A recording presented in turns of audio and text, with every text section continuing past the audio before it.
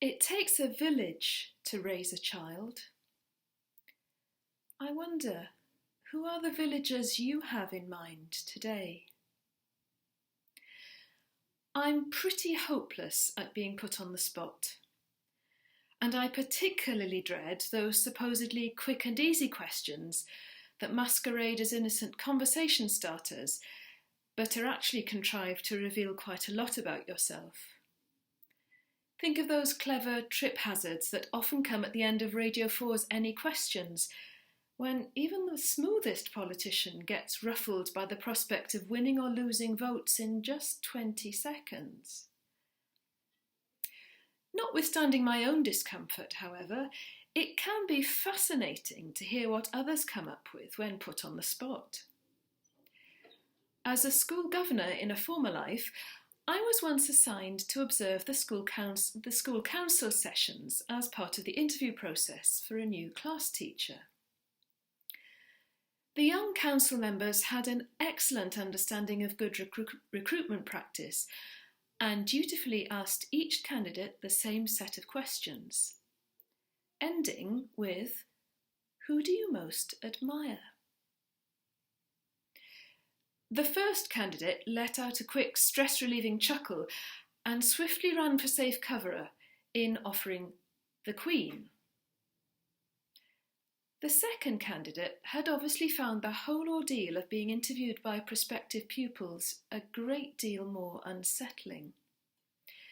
You could practically hear the cogs in her brain whirring as she tried to think of someone the mixed age group in front of her might all recognise. All my sympathies were with her as she eventually came out with Martin Luther King. The final candidate took the question absolutely in her stride, smiled and said simply, "My mum." She got the job. Today is Mothering Sunday, the day set aside at the midpoint of Lent to refresh ourselves and spend some time celebrating and giving thanks for our mothers, those who have been as mothers to us over the years, and for the nurturing gifts of our institutional mother, the Church. The day falls at this time of year because of the long tradition that people in domestic service were allowed a Sunday off before Easter to visit their own families and go with them to their home church, often gathering fresh flowers for their mothers from the hedgerows along the way. Even though that practicality has long ceased to be relevant, Mothering Sunday has retained its position as a focal point within the season of Lent. The emphasis on community also remains an important part of the Church's festivities, distinguishing it slightly from the more secular tone of Mother's Day, where the focus is more obviously celebrating the role of mothers in the nuclear family. The cards, flowers, chocolates, bath salts, simnel cake and whatever else might be exchanged today may not differ very much between the two versions on the surface, but there's a breadth and fundamental inclusiveness about Mothering Sunday, as expressed in church, that we may benefit from reminding ourselves of. Perhaps, further, it might yet be a gift to the wider world in need of receiving it. I should stress at the outset that in making this comparison, I wouldn't want to suggest that it's a matter of either or. Mothering Sunday good, Mother's Day bad. Still less that what you call the day or how you mark it is a matter for passing judgment. Celebrating our mothers, whether nearby or far away, in the present or in memory, is a wonderful thing, and we should absolutely do it eagerly and joyfully, in whatever ways we can and that suit. In fact, many of us are probably more aware than ever this year of the gift and privilege of being able to spend time with close family, something that's still not possible for many and won't be for a while yet. But COVID or no COVID, today is in many ways a complicated day, and always will be. Beyond the pretty cards and pot plants, there can often lie uncomfortable memories, raw feelings of absence or loss that are hard to express, especially when everyone else seems to be so busy having a good time. Even when the surface is apparently quite rosy, the burden of unrealistic expectations generated by so much emphasis on perfect parenting qualities can simply be overwhelming. The village voices offering advice to the modern mum and dad are no longer confined to the local context, but are global and distant, loud and insistent, confident and conflicting. Some of the pressures do seem particular to our time. Finding a healthy balance of screen time and imaginative free play, safely navigating the quagmire of the internet, encouraging a sensible attitude to stuff in the face of peer pressure and persuasive advertising. But a cursory glance at history through literature or film shows us plenty of examples of people finding it hard, getting it wrong, muddling through. Let's be honest, life is messy, and it always has been. So what does the Church have to say into all of this? What is the gift of Mothering Sunday exactly? There's a big clue, I think, in the longer version of the collect set for today. God of compassion, whose Son Jesus Christ, the child of Mary, shared the life of a home in Nazareth, and on the cross drew the whole human family to himself.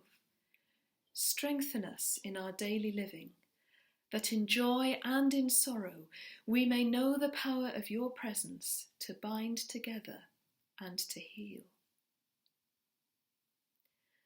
Whatever images of the perfect family life we might hold or make for ourselves, our collective prayer today is that God will meet us where we really are.